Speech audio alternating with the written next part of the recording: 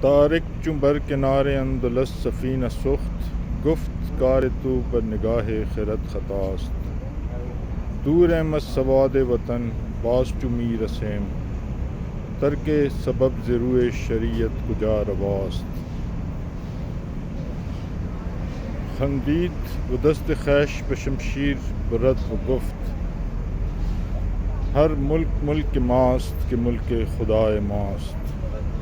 طارق نے جب اندلس کے ساحل پر اپنی کشتیاں جلا دیں تو دوستوں نے کہا کہ ہم اپنے وطن سے دور ہیں، واپس کیسے پہنچیں گے؟ سبب کو ترک کرنا شریعت کی روح سے بھی روا نہیں ہے۔